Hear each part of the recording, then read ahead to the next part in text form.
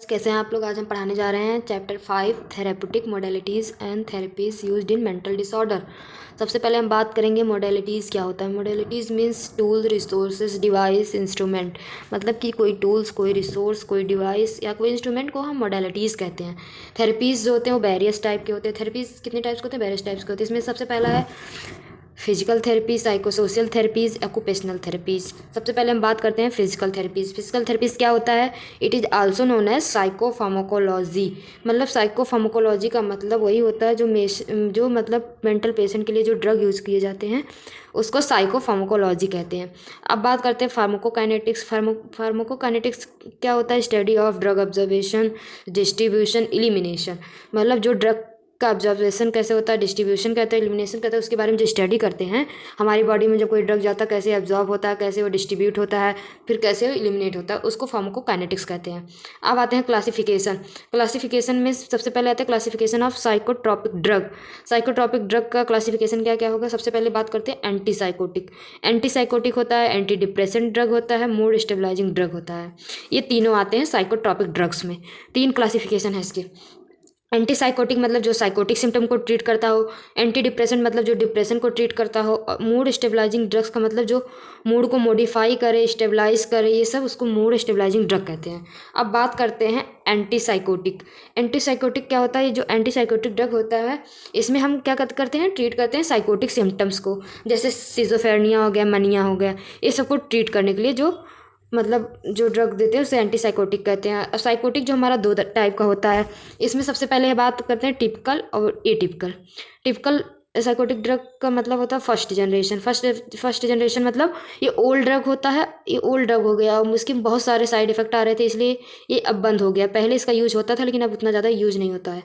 Atypical मतलब second generation drug. इसमें क्या होता है? इसको अब ये न्यू टाइप का ड्रग हो गया है, इसको हम ओरली देते हैं और मेटाबॉलिज्म इसका कहाँ होता है? लिवर में होता है। ये नए टाइप में मतलब जब फर्स्ट जनरेशन वाला ड्रग बंद हुआ तो ये सेकेंड जनरेशन वाला ड्रग अब यूज होता है। जो फर्स्ट जनरेशन वाला ड्रग था ये क्या करता था? ब्लॉक करता था हमारे D2 केमिकल मैसेंजर को, मतलब हमारे जो डोपामिन रिसेप्टर है उसको ब्लॉक कर देता था। इसलिए ये मतलब पहले यूज ज़्यादा होता था, इसमें सीवियर साइड इफेक्ट देखने को मिलते थे, इसलिए इसको बंद कर दिया गया है।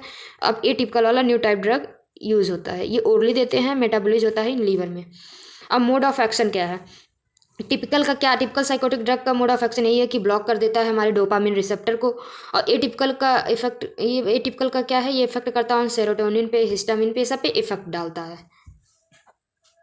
अब आते हैं एटिपिकल के side effect. Atypical psychotic drug के साइड इफेक्ट क्या क्या होते हैं?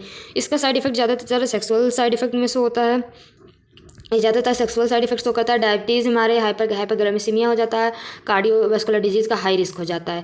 ये अपना साइड इफेक्ट इसमें दिखाता है।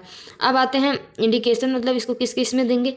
इसका इंडिकेशन ये रहता है कि मूड डिसऑर्डर में देते हैं, सिजोफ्रेनिया में देते हैं, ऑटिज्म में देते हैं, ADHD में देते हैं। इसका इंडिकेशन क्या क्या है? मूड डिसऑर्डर में देना, सिजोफ्रेनिया में देना, ऑटिज्म में देना, ADHD में देना। इसके एडवाइस जैसे ये टिपिकल के हैं, ये टिपिकल के एडवर्ज इफेक्ट है। टिपिकल में क्या होता है? Extra pyramidal symptoms.